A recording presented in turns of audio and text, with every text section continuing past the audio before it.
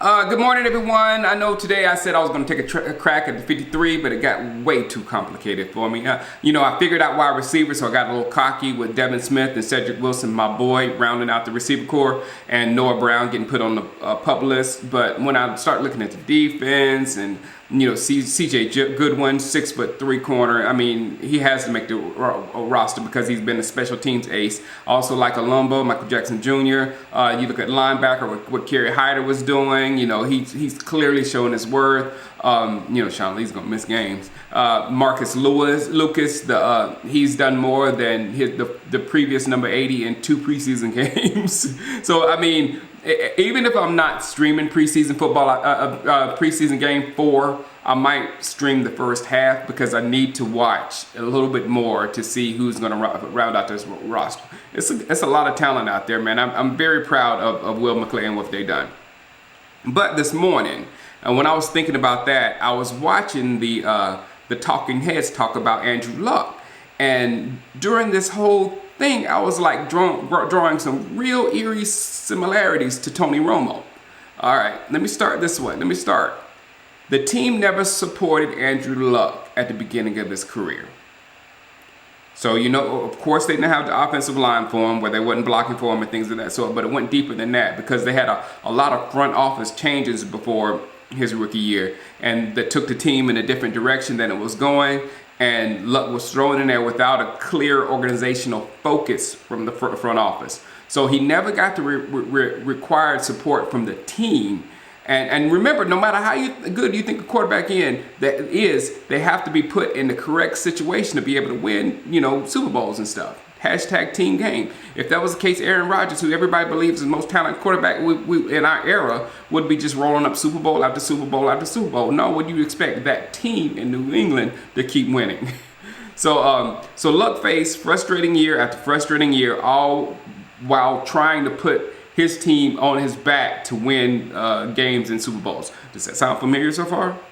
So while he was literally willing his team to victories, and you can't help the team while you're hurt with too much punishment, and you need the correct amount of help in the playoffs.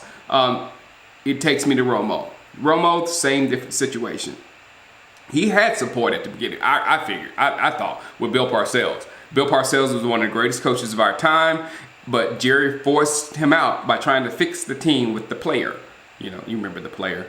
And that turned Romo into a prolific quarterback, but he needed the right coaching to be able to win, and he was left with a very, very, very, very inexperienced Garrett and Wade, who I loved, but the Joneses ran all over him, and he didn't have the oomph to go against the Joneses. And that's really not a shot with Wade, because neither did Parcells. Parcells had to leave because he couldn't take it either.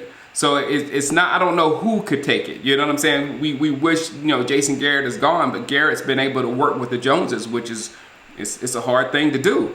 So, and also, if you remember, Parcells was very conservative. And he would have kept Romo very conservative to make it look more like that 2014 Romo. He would have kept that type Romo. But if you remember the time, if you're old enough to remember the time, the Cowboys, that's not what the Cowboys fan base wanted. The Cowboys fan base wanted yards, big plays, and excitement. And that was not Bill Parcells. So just like Luck, it came year after year of Romo trying to put the team on his back and will them to the Super Bowl. And in both cases, it led to injury after injury after injury. With Luck, this last injury became too much for him. He's a smart guy, level-headed, knows what he's doing, doesn't react on emotion and things of that sort. He called it quits. And some of the fan base got angry, which is understandable. In my opinion, it was shock. It was a shock to the whole entire league. Now, the team was actually ready, and the Colts, they were actually ready to contend. They actually had hope, and all of a sudden your star quarterback is gone. So they took the angle on Luck. With Romo, very similar. That last injury proved to be too much as well. And also with the level head, smart guy, doesn't react on emotion or whatnot, called it quits. When the team was actually ready to contend. And that basically was the reasoning behind my it's over rant when we drafted Ezekiel Elliott. With the post 2014 Romo, 2014 Romo, I love that guy. He was the best version of himself we've seen. Along with a super talented running back in Ezekiel Elliott and a prime Dez, there was no stopping us. We all saw it clearly. That's why that video went viral. Then all of a sudden, bam, it's over. And we never got to see Romo with the needed support that is on this football team now. So the fan base got angry. Again, understandably, but the anger went more toward Dak Prescott here than Tony Romo, because Dak is a much different type quarterback than Romo was. And they somehow thought that Dak took his job, which is a whole nother story. That's crazy. But both guys, Luck and Romo, had to leave their teams when the fan base was at their highest level of enthusiasm for years. So it left a scar. It left a big scar on us. And we're still in post-Romo recovery mode. I mean, we're not out of it all. If you can just look at any comment about any video that I make about Dak, and you look at the Dallas Cowboy fan base comments, it's still crazy. So I hope the Colts get out of this a lot quicker than us. I hope they can handle it and move forward and still be a successful franchise with the talent that they have on their football team. And one last thing about Tony Romo's, not Tony Romo, it's about Troy Aikman's comment. If you saw Troy Aikman went off on, I think his name is Doug Gottlieb. I don't even know who he really is. But I think he personally felt that Luck retirement, because in my opinion, Troy played a few more snaps than he should have.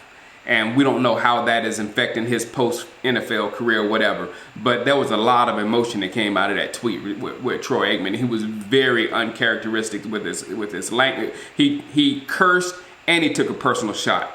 and that we've never heard Troy Aikman do either one of those things like that. So it's a little touchy when you get to these players and when they start getting injured and start thinking about the future of their lives and the future with their family. And the same thing with Tony Romo. I wanted him to be able to, he has young kids. I wanted him to be able to play football with them, pick them up, and do everything that a father would do without having to take shots in his back every morning or whatever, just because the fan base wanted a Super Bowl. You can't give your body up for stuff like that.